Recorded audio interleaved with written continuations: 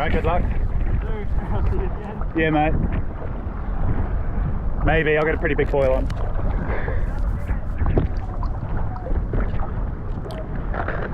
This is a prototype pump and glide foil. Good luck, Jackson. Quite large. Jackson Keon.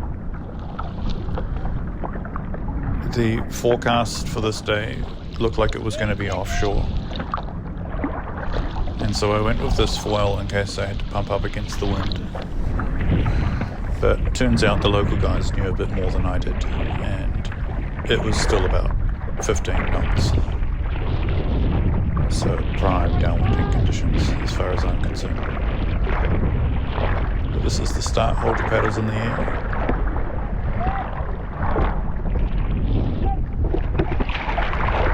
And we're off. Strokes on my knees just to make sure I don't fumble standing to my feet. Given this big foil, paddling up on the foil is just a breeze, so got a super quick start. Behind you. Up with the front runners, but only for a moment, because as you can see I'm not moving that quick. Alright, we got a big pump and glide onto the less than ideal.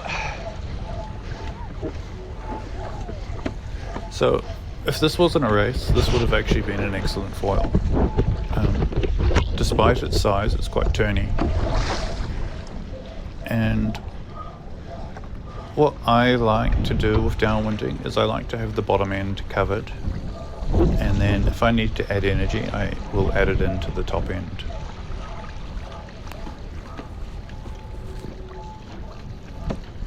So I would say this foil's cruising speed is around 18 kilometers an hour. And it can go very slow also. So I'm actually adding in pumps at the top end, trying to build speed, match bump pace. But you can see there's not much actual contours here. But more than enough for this foil. So if they release this foil, this is going to be an amazing flat water paddle up foil. And just like wind conditions, it's Where are my legs? kind of, I was going to say it's kind of replacing the 1401 for me, but they're just two different foils.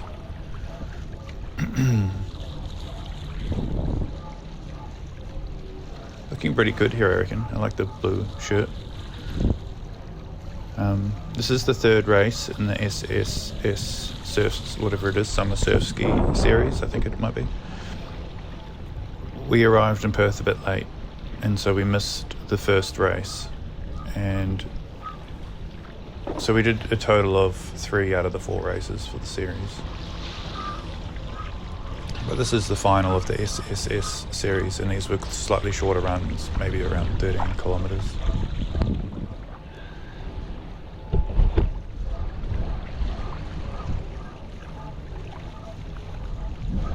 As far as the race is concerned here, I'm just sort of utilizing any bits of energy I can. I'm cutting quite a straight line to the target.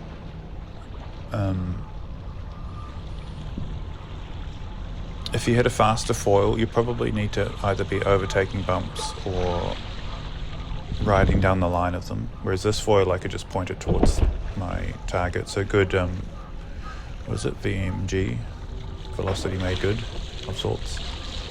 And when I look back at my track for this run, it's pretty much a straight line to the finish.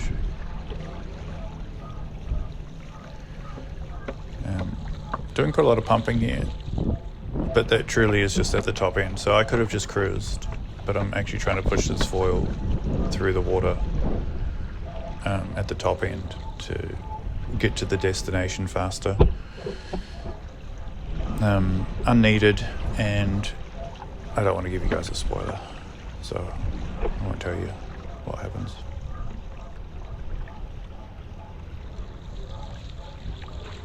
But this is probably one of the lightest days that we faced here. Still good bumps, In hindsight, the 1201 or 1401 would have been a better option.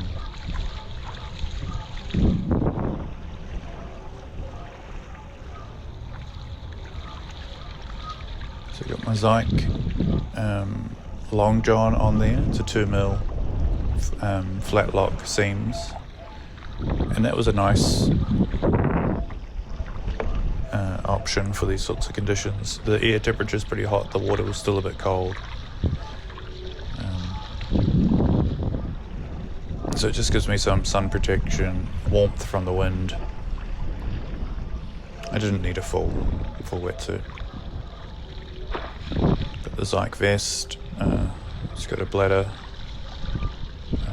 pocket in the back, so I had access to water, which was really nice out there on all the runs. Got 2 really big front pockets, so I can fit my PLB in there, phone, got some medication for migraines in case I need it out there. I've got my Shocks headphones in, so I'm often listening to music now out there. I clove hitch them, or I just hitch them onto the floaty for the sunglasses, and then I thread that through the cap. So it becomes a one-piece unit. So I've got the hat, sunglasses, the float cord, and then the shocks all together. So if it comes off, it floats and it's easy to grab. Yeah, I should have been on the fireball. So there I'm mentioning a firewall. I've got some prototype bigger ones, potentially. And I'm realising that would have been there was definitely enough energy out there to utilise a smaller foil.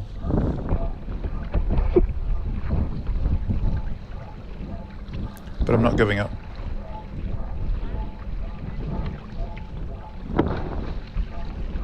The Shocks headphones have been really good, actually. They're the skull or vibrating technology, and they keep your ears open. They just sit around your ears, and probably not as loud as a speaker style headphone, but having your ears opened is a huge benefit for balance and comfort out there. They're the Shocks Opens Swim Pro, I think. They're around $300, and they connect to my phone via Bluetooth. So I just set it up to play whatever music I'm into for the day. You can also download the music into the Shocks themselves. I think they have an 8 GB memory.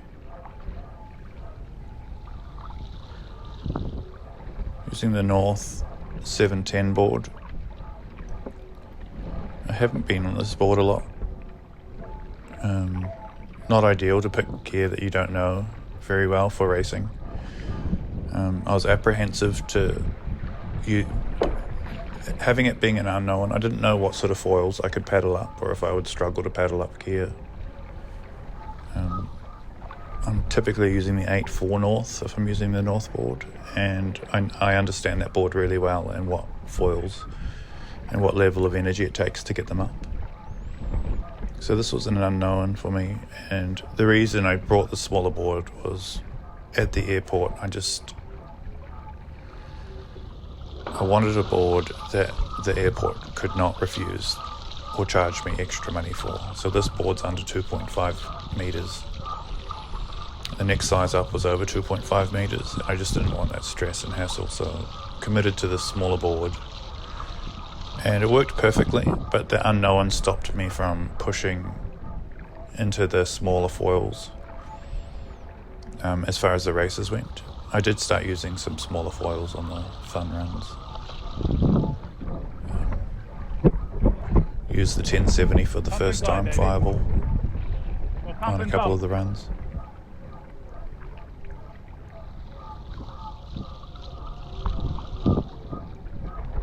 Looks like I got excited about something out there. Pushing mainly 3-minute kilometers here, averaging 20 k's.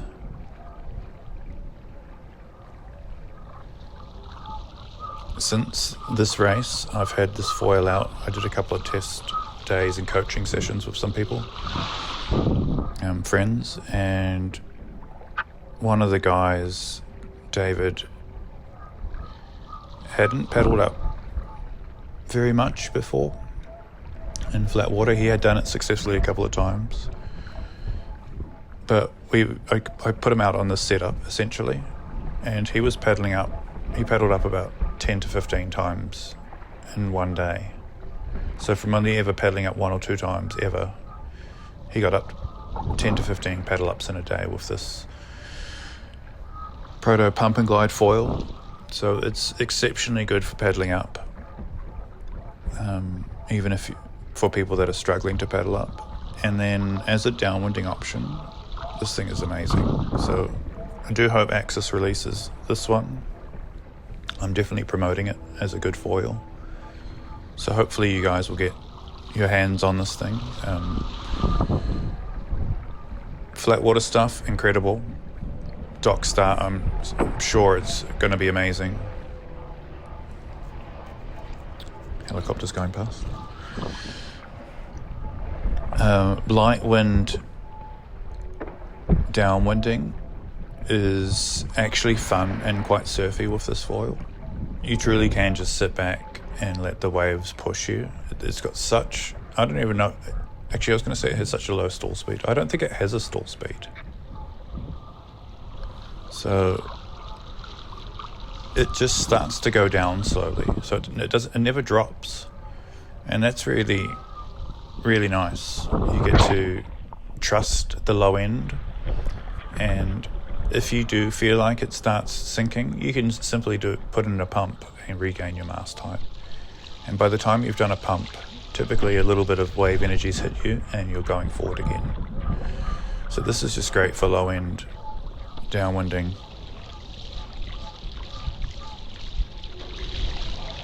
I'm pairing it with quite a big rear foil for the paddle ups for David the other day, and that worked really well. Just gives you such a solid platform to capture any mast height. That was an interesting session with David actually. We started with the silly short because that's the fuse he's using most often. And I hadn't used the silly short for a while, and I found it really pitch sensitive and great for gaining height, but really easy to lose that height you've just gained, just because of the instability. So we went from the silly short and then to the crazy short and then to the short fuse. So 56 centimeters, 60 centimeters and 70 centimeters. So that was really interesting trying all three. The 60 worked really well in the way that you had the benefits of both stability and quick capture, and the short was actually kind of like a sure thing. It was a bit of a hard gainer to get it up. I mean, it was still incredibly easy, but once up it was actually really hard to fumble that 70 centimeter fuse. So that was cool, and David had good success on all three, but I think he actually had the most success on the longer fuses. David was originally one of the guys that helped me getting into the silly short stuff and small rears back a while back. He kind of pioneered that for me. So it's come back full circle. So what else? We also used the 72 centimeter mast compared to the 80. So David's using the 80 Pro. And I think he felt huge gains going down to the 72 paddling up. I certainly did.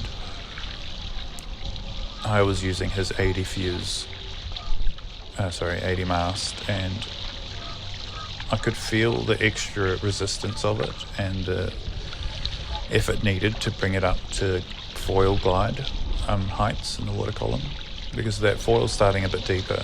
It feels like there's 2 extra moments to bring it to where the 72 centimeter starts. So we were playing around with mast lengths as well, and the 72 is night and day difference for me in paddling up. It's just so much easier. I did feel more flex in the 72 versus the 80, so that's something to be aware of. But that foil is right there, close to the surface, ready to go with the 72. It's amazing how much just that 8 centimetre difference makes. I also had an experimental mast. I got somebody to cut down my 80, and I got them to cut it to 76 centimetres. So just halving the difference between the 80 mast and the 72 mast. And they did a fantastic job cutting it down and re-fairing the fuse connection. And so we used that, and that was a nice middle ground of still easy to paddle up. It was actually stiffer than the 72. And the extra length, I've used it since, is great for surfing and surfing bumps. The 72 length is quite point and shoot, and if you have a wide span foil for the 72, those tips are very close to the surface, and when you do turn for turning's sake, so not for navigation but to do a carve, it's not a very high angle when that foil comes out of the water, and you can definitely take air into the system and cavitate, or whatever it's called. And so having that extra depth of the 76, well, first of all, having the 80 mast is a dream. I love the 80. It rides so well. The problem is, for me, it's harder to start. And so the 72 makes getting on foil easier, but then the fun is diminished once you're up. So there's something to take into consideration. And also the riding feels... your choices riding are almost more important, so that you don't just full on breach. The 80 centimetre mast will ride quite a bit deeper, and it creates its own drag and own issues. You have to ride higher, and sometimes it's a bit uncomfortable in a longer mast. The 72 mast, your job is to not ride high, basically. That's taken care of with a very thin mast and efficient mast that you don't even notice when that thing is in the water. And your only goal really is to keep your board off of the water. But what happens is, when you're in big conditions, so it's 20 knots or 25 knots, the ocean can get steeper. And that steepness can give you a few places where you need to do quite severe board direction changes. And sometimes that 72 is really pushed to its limits in the way of just having enough mast length so that your board can fit into the curvature of the ocean. And the 80 for that has been amazing for me. I mean, there's just zero stress out there. I know that my foil's going to stay underwater no matter what the ocean throws at me, basically. But then I have that stress of the 80's a little bit hard to paddle up comparatively. Probably still super easy compared to a lot of other systems. And so anyway, I decided to go down the middle and get a mast cut to 76. And it's worked really well. I've got the stiffness of the 80, and it's even stiffer than the 80 because now it's shorter. There's less leverage over it. I've got an easy paddle up. I don't find the 76 much more difficult, if at all, than the 72. There's like 1 moment's difference. So that deficit between the 72 and 80 is halved. And when it comes to having foil presence in the water, like, so that you're not just going to breach, my surfing, actually 76 seems like the perfect size. I'm able to surf freely. I'm riding efficient because the foil's not too deep most of the time for my natural riding height. It's easy to paddle up. I'm pretty stoked. So I was using the 76 on this flat water day with David, but I just did a run yesterday where I used it, and I could paddle it up no problem, surf no problem, just no issues at all. So it was really cool. So we'll see. Maybe Axis will one day bring us out a 76 with all of that in mind, and I'm sure they can do it better than what I did getting mine cut down, but even so, mine's great, so I'm super stoked with that.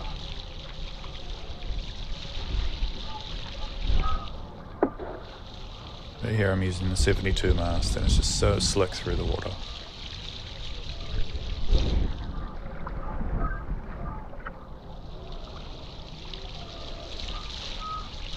Somebody was asking me the other day if, and I might have actually covered this in another home talk video that I did, but it's on my mind now, so that they asked me if the fireballs could match their aluminium mast. Like, could the aluminium mast handle their fireball? And long story short, I kind of just said to them, why don't you spend that money for that front foil and spend it on a mast? Because a lot of people overlook the mast in the system, but often the mast is the biggest piece of material in the water that you have. Probably not in this case, where I'm using the 72 in this big 2,000 centimetre. I don't know if it's 2,000 centimetres, but it's pretty big. This foil is actually bigger than the mast. But for the majority of people using smaller foils, your mast is the biggest piece of material in the water. So it's really important that that piece of equipment is optimized. And yes, the 19mm aluminium mast is great value for money, but performance wise, I mean, it's stiff, but it's 19 wide, and this 72 mast is 12.5mm wide at its thinnest point. So that's just huge. And there's a mast in between. There's the original high mod performance masts, and they're about 15mm wide. So that's a nice step down as well from the 19. It's a step up in stiffness and a step down in size. And my thinking with this promoting buying a decent mast is that, well, first of all, when you buy a new foil, you're stoked, right? You've got a new foil on, you're just excited. But then some days you can't use it because it's not the right conditions. And so you use a different foil. You don't typically have that problem with a mast. Not that it's a problem, but if you invest money in your mast, you're probably going to use it every session. And especially if you buy a nice, a one length do-it-all mast. So if you bought the 80 centimetre Pro Ultra High Mod mast, you're going to be using that mast every session. So that's like having a foil that you get to use every session. You'll feel the difference. You'll be stoked on it. So don't overlook the mast as a piece of equipment. I know front foils seem exciting because of what they can do for you, but that mast is also exciting, and it does a lot for you. It's going to make you, it's going to be stiffer, it's going to be quicker through the water. It's a feeling that you're going to feel no matter what front foil you change, and it's going to amplify the effects of the front foil. So this guy had been worried that maybe the 19mm mast might be too thick and slow for the faster fireballs, and he might be right. I don't know. I've not felt that or used the LE mast for a long time. And as you size up the fireballs to the potential bigger ones that might be coming, that might be quite a lot of leverage. So he might be worried that that mast has too much flex. So there's probably a nice middle ground, and it could be something like the 1070 fireball, where the mast is not so draggy that the foil won't be effective, and that foil won't be so big that it overpowers the mast and flex. But yeah, definitely consider getting a mast upgrade for your system, because your mast, you'll cherish it and you'll use it every day, and it makes a big difference. And it's a foil. Your mast is a foil. It doesn't have lift built into it like the horizontal foils, front foil and rear foil. but it does still have its own foil foil plan, or whatever it's called. And it's not designed for lift, but it's designed to go fast through the water. So that it's a foil that's winding side to side. So that'd be interesting to see.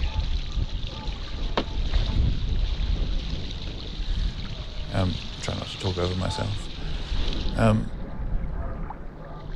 So it has a foil section that is built for speed, and that speed will add to lift eventually by freeing up and speeding up the rest of your system. So in its own way, you still get lift from the mast, and it is typically, for most people, the biggest foil you have in the water. So anyway, food for thought there. I would keep an eye open myself. If you're on an aluminium mast, look for a second-hand, the V1 carbon one, not the 86 centimeter one, but I forget what they're called, the high modulus performance masts, because people would have upgraded to the Pro Ultras, and those guys probably sold or are selling their old high modulus performance masts, so you might get a great deal. Hit up your local shops too, who knows, they might have excess stock of something, and you might get a good discount.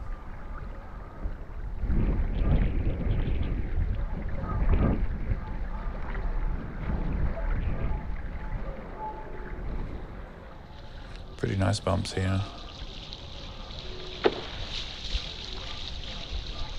Pretty impressive how fast this foil can go, given that it has no bottoming. It has no stall speed. So there's no bottom end drop off. It can go quite quick, and it's quite surfy.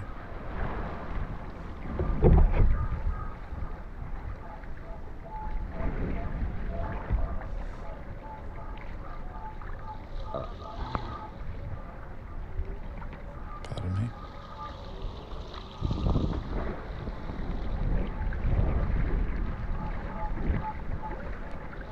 I've got a lot of time to think here with this big foil, and that is very important when you're learning to downwind. You don't want things to be happening too fast and needing to make fast, quick decisions when you don't really know the answers, or you need to think through the answers. So having a foil that can ride slow, keep you on foil while you've got time to decide what's the best path or trajectory. But not only that, if you make a mistake, this thing is going to cover that mistake and allow you to pump with ease to stay on foil.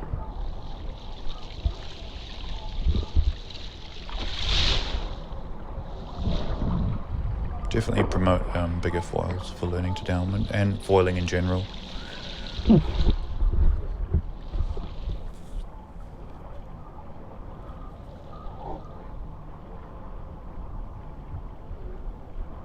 Probably getting a bit sweaty here. When you don't fall in, you can get quite warm downwinding. I definitely like having this water bladder and having a drink available. Just if for no other purpose than to rinse your mouth out. The mouth can get quite dry on these runs.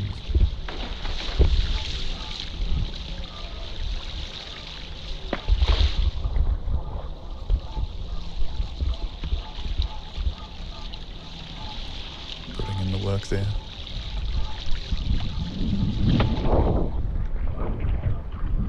So I am still changing direction somewhat. Probably hunting the biggest, steepest bump I can, and then pumping to stay on it. I see some nice bumps rolling out in front of me.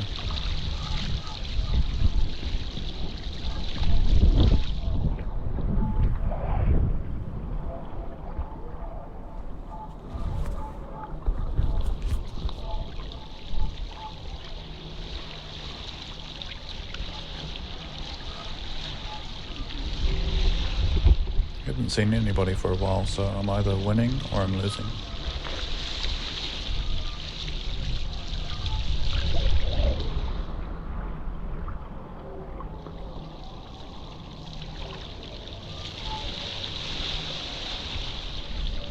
But look how comfortable this looks, and it truly was, this foil setup.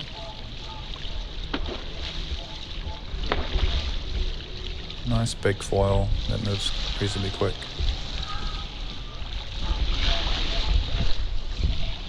Turns well, pumps well. Nice stable platform to stand on. This is what we dream about when we're learning to downwind, just easy flight through the bumps.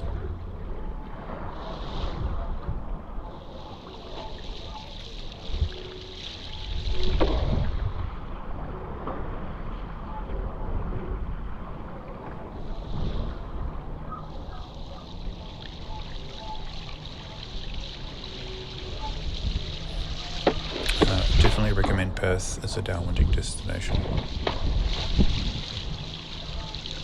It seems like summer is the season for them, and I know they do get weed in the water at some stage. We came across weed on some of the runs, some of the days, but nothing too bad. But I think later in the season they start getting more and more seaweed.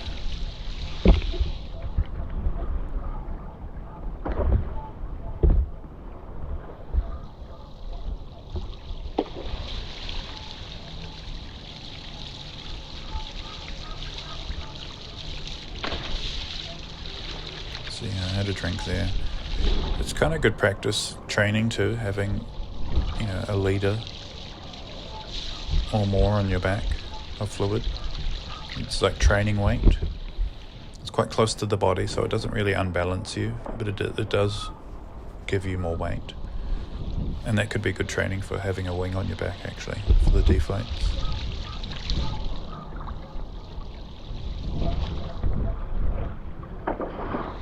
A lot of guys don't like deflating because they have that wing on your back.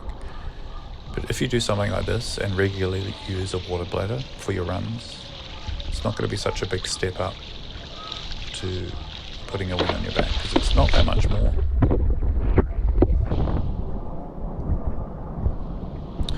So I actually skipped ahead then a little bit because I was holding the camera like this and it wasn't great footage. So I'm coming in on the inside here now. I was holding the camera upside down. I'm coming for you, mate! That was Jordan. He got a foil a bit early and I actually foiled past him. I could almost say that I waited for him to go, but I wasn't. I actually sort of fumbled the pickup off the board. I would have liked to have run up next to him, but I think I would have let him cross the line first, but you never know. I'm definitely trying in all of these races. Definitely made some bad selections though. In gear, predominantly because of my board. I was a bit afraid of it, but live and learn, and I feel like I'm going to be a bit more competitive in the upcoming races, which I will be entering. And here's the finish.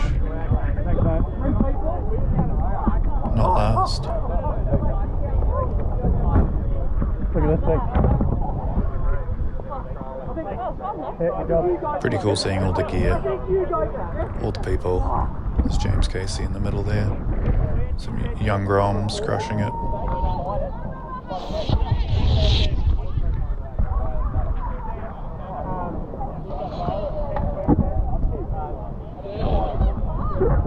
That's the big protofoil. So those guys were using a 770R. So I was using a foil 3 times the size of theirs. Scott crushed it this week. Scott was often using the 770R as well, which is really impressive. I fell off.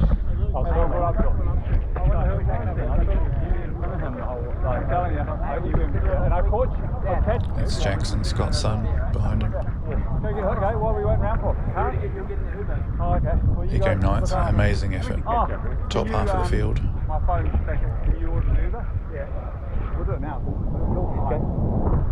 John got 17th. Uber now. Uber. Alright guys, be good.